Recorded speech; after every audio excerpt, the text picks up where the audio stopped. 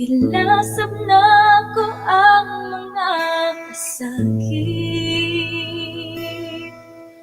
sa matag dahon ning lukay.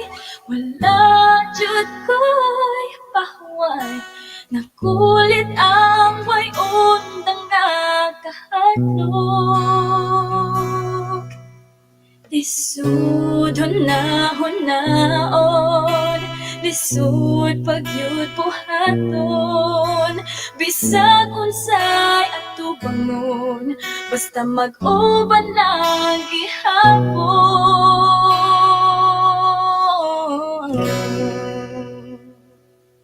Unta ka uban ta sa kasakit o sa kapait, taliwa sa kalisod, dili unta ka mo buhi hangtod sa hangtod. Kitang duha maninood sama sa kinasing kasing ta nga paghimo.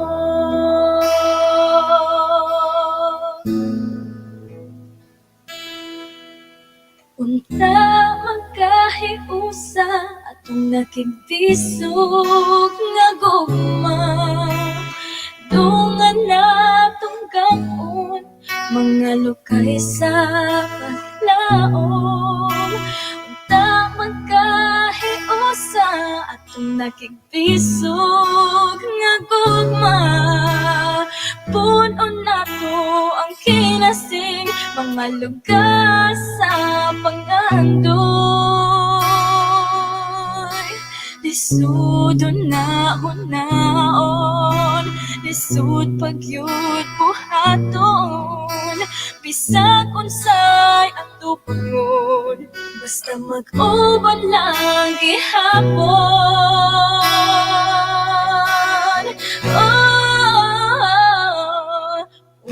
Unta ka uban ta sa kasakit o sa kapait, taliwa sa kalisod, dili unta ka mo buhi hangtod sa hangtod. Kitang duha maniduot sama sa kinasing kasing ta nga paghimo. Natimtim mo ba ang pait kong mga luha sa mga yamok sa matag wala malangaalukay?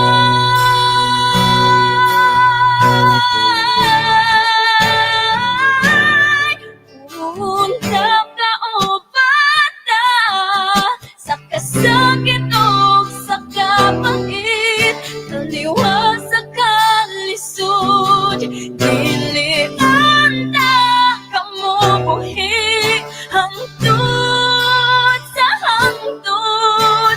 Kitang duha maninood sama sa kinasing kasing ta nga paghimo. Sama sa kinasing kasing ta nga paghimo.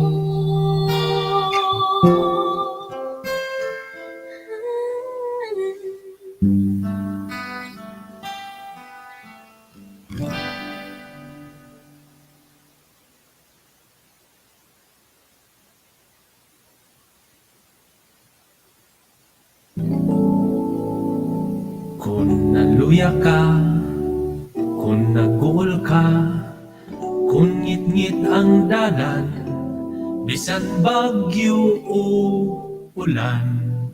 Ahaha, ni ako kauban nimo. Bisag unsa ka gahitabangan nato, muhumok lagi, muhumok lagi.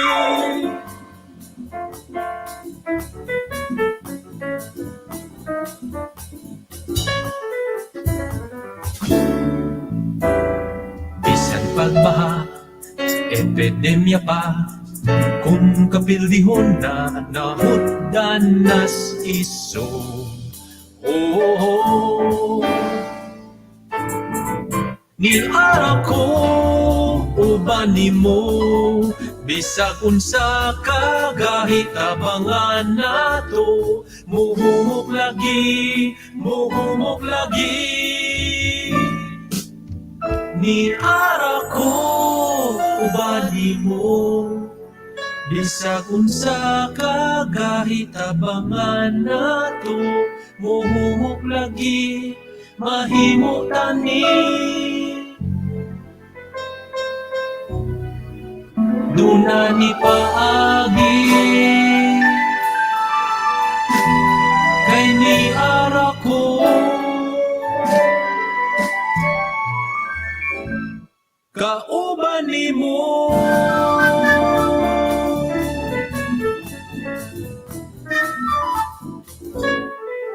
Ni ara ko.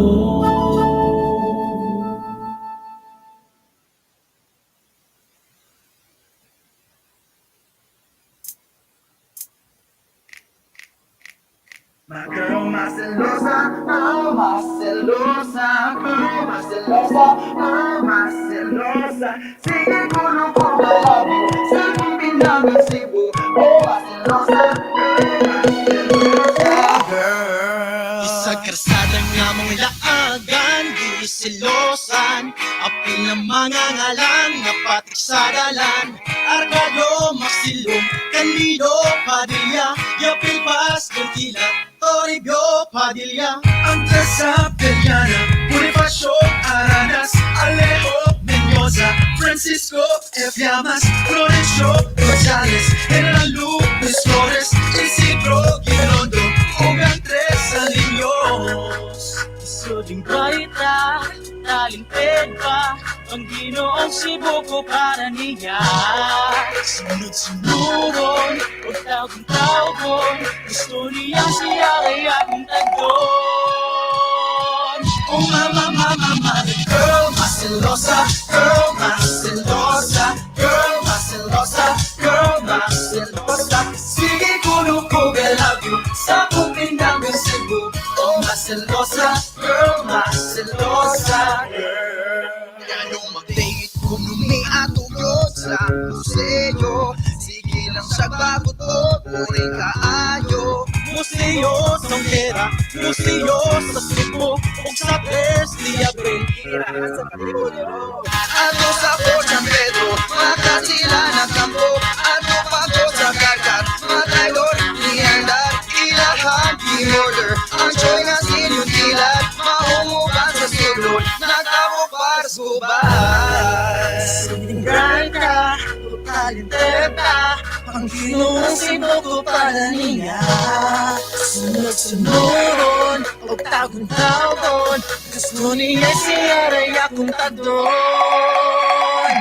Oh mama, mama, mother, girl, macelosa, girl, macelosa, girl, macelosa, girl, macelosa. Sige kuno po, I love you, sa Pilipinas ng Cebu.